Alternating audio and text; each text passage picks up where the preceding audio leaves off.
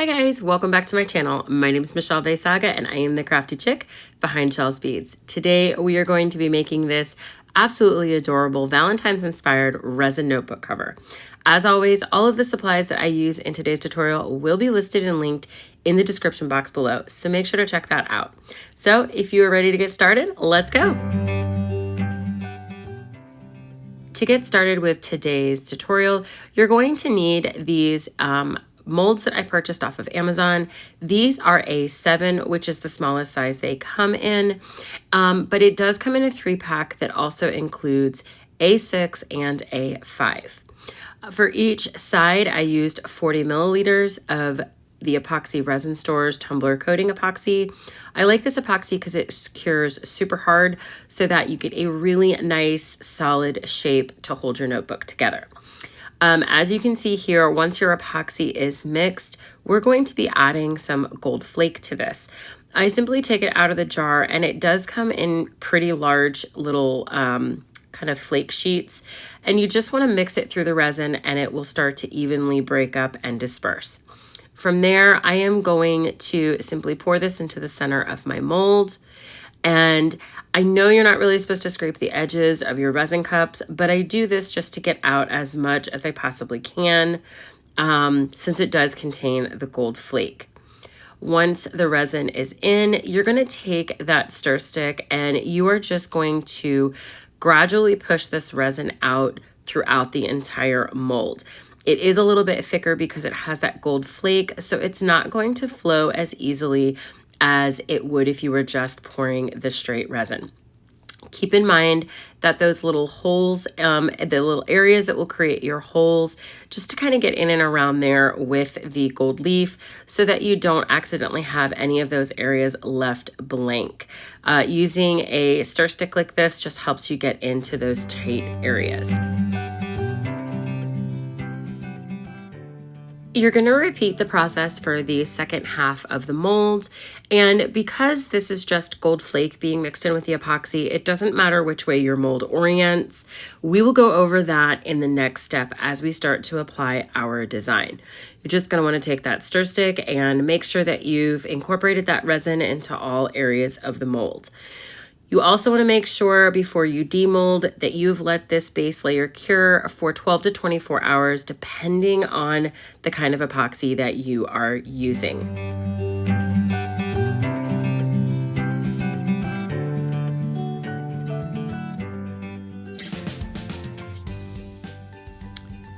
For the next part of this, we will be mixing up 60 milliliters of epoxy and dividing it up, 1 for glitter, 1 for this white pigment paste, and then clear to bring it all together. The other thing I wanted to mention is you do not want to demold these. Leave these in the mold because we don't want to break that seal as we add this next layer. Right now, the molds are not full from pouring our base layer.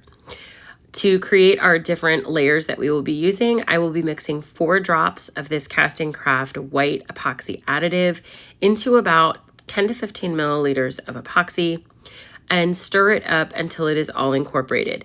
If you pick up your stir stick and still see clear streaks, just mix it a little bit more until it is well incorporated.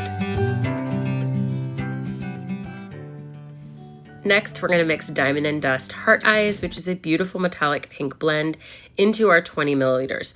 To do that, I coat the top of the container and stir well. You do want this to be just a little bit thicker than you normally would because we want our line to stay where we put it. Before we pour any of our new additives, I want to make sure that my 2 sides are going to orient correctly. So as you can see here, I use my holes as my guide, and I make sure that they're sitting next to each other like you see here on my workbench. From there, you can see once they're flipped into the book shape, you can see that they are orienting the right direction. This is important so that when you pour your design, it orients the way you had planned. Now we are going to take our pink glitter mixture and we are going to pour it into an A-frame like design. By that, I mean we are going to try to mirror what we do on one side to the opposite side. I started at the bottom left-hand corner and went up and then took it down from that top left-hand corner to the bottom right.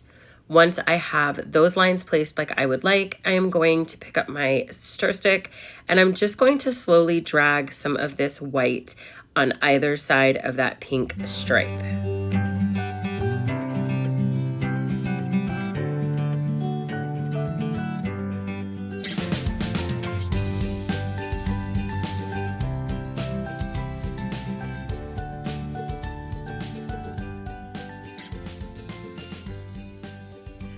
Once you have the white epoxy on either side, go ahead and pour in the clear epoxy to fill in those two opposite corners. When I do this, I use my stir stick just to help make sure that I get it all the way to the edge. For that bottom corner, I pour a little bit in, but then I mainly use my stir stick, dipping it in and out of the container to make sure that I get in and around those holes without flooding it so much that we block up the hole completely.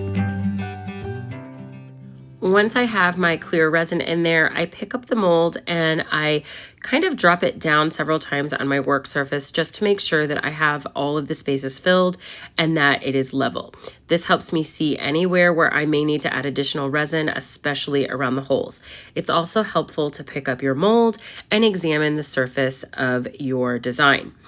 After that, I take my mandrel stir stick that I have that I've made out of a bead mandrel, and I go and I swirl that white and that pink together along with the clear just to create a feathered effect. Make sure you do this swirl after you add your clear. I momentarily forgot on that panel, so I had to go back in after I placed the clear and re-swirl those colors together.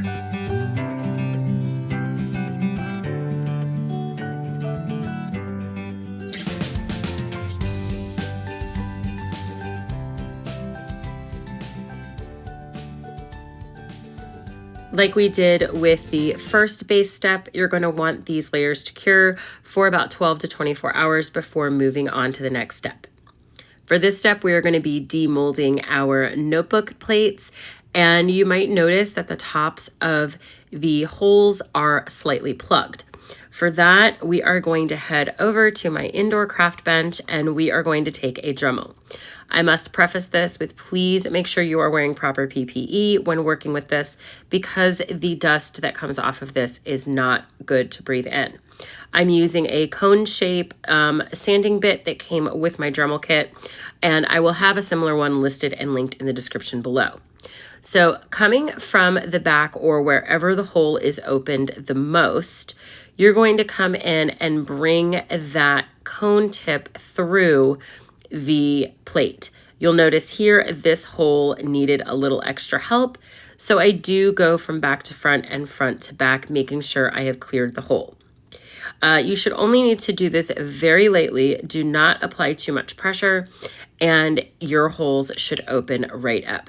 Here you see me doing this on the next plate, and I just do this through any of the holes that may need it before moving on.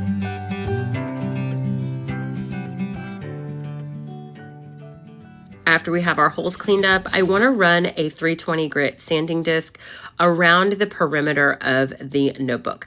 This is not going to be sanded on the front. In fact, if we did that, we'd have to add another layer of resin. Once you're done with all of your sanding and your dremeling, go ahead and take some 91% alcohol and a lint-free cloth, and you're going to wipe down your notebook covers so that they're ready for the decal. This is a gorgeous XOXO decal that I got from Diamond and Dust on Etsy, and I will have the link to this decal listed and linked in the description box below as well. I use my favorite transfer tape from the Vinyl People. It has just enough tack that it works pretty good on these textured metallics. So to cut this decal, I used the Vinyl People's Ramesses gold textured vinyl and Oracal 651 white. Now here's a little trick. I always have a hard time layering mine, so I stick a piece of painter's tape down, put my offset down on there, and then it doesn't shift around so that I can properly place my decal over its offset. This is great for these fussy ones where there's a lot of detail and you just don't want to risk messing it up.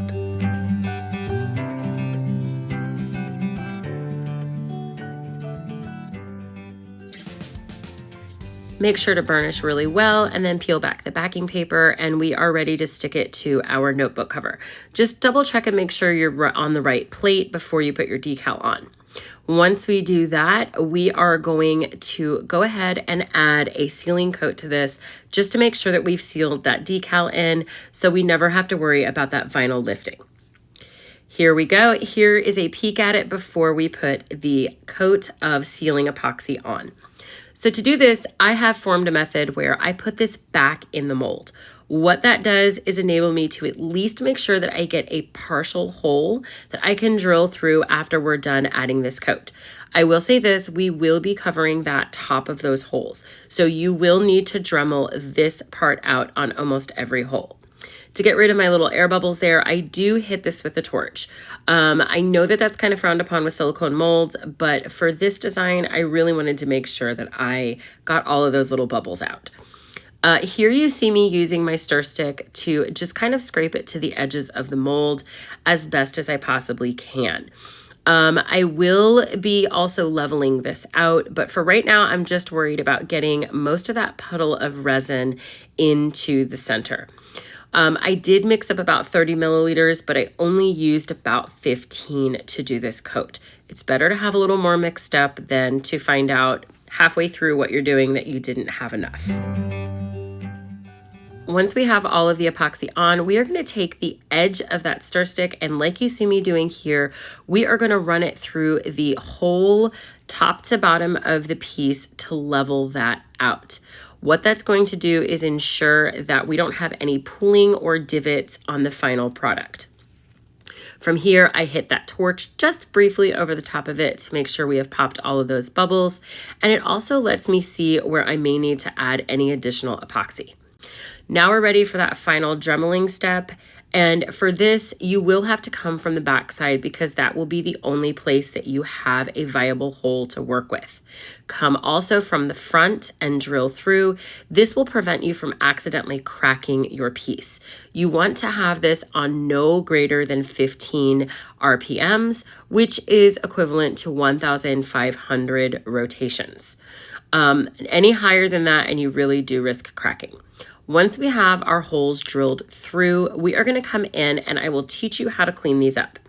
I take a silicone tipped tool that I use for polymer clay and nail art, and I literally twirl it around in the hole. What it does is picks up all of that little dusty bits that are left behind in those holes and really gives us that nice clean finish. I forgot to film doing it, but you can go ahead and wipe these down one final time with 91% alcohol, and then we're ready to move on to assembling our notebook. To do this, we are going to make sure that we have our two plates orienting the right direction. And as you can see me here, I'm just lining up the holes. That way I know. Then I'm going to open them up just like you would the final book. From there, I'm going to take my two binder rings. Now you will get a couple pairs of these in the kit with the molds, but I also purchased additional ones off of Amazon. I will have both of those listed and linked below. Go ahead and open up your rings ahead of time. It makes life a lot easier than trying to pick this up and do it the other way. From here, I'm going to be working from the right to the left, adding my back plate. And this is a little bit easier than what I'm making it look like. I was just trying to make sure I didn't hit the camera in the process of doing this. Once you have the back plate on, we are going to add our pad of notebook paper, which I did also get off of Amazon, and it is sized specifically for A7. From here, I'm going to add the front cover, and then we are going to close each one of these little hoops. Once we have that closed, we are done. Now you have a gorgeous little notebook that is perfect for gift giving or definitely using for yourself. This one is actually going in my personal journal collection because I am a die-hard journaler. I love to jot ideas down. When I'm creating, I love to keep record of the things that I'm making. So these little resin notebooks are perfect for that. These also make amazing teacher's gifts. So just consider all the people in your life that may really want to have something custom. The best part about these notebooks is when you're done using that paper, you just remove it, store it somewhere if you'd like, and add a brand new refill in, and you are good to go. So if you like this project, guys, please consider subscribing to my channel. Make sure to hit that like button.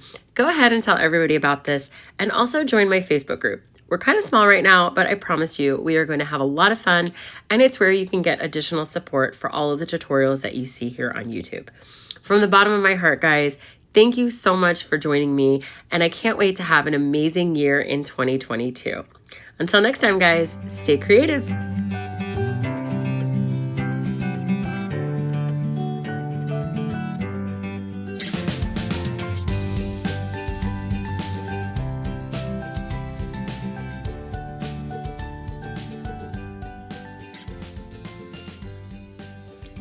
I want to say a huge thank you to my Facebook group members. You guys have really made this journey something extra special. If you'd like to catch my last video, you can click it right here, and don't forget to hit that subscribe button. Bye, guys.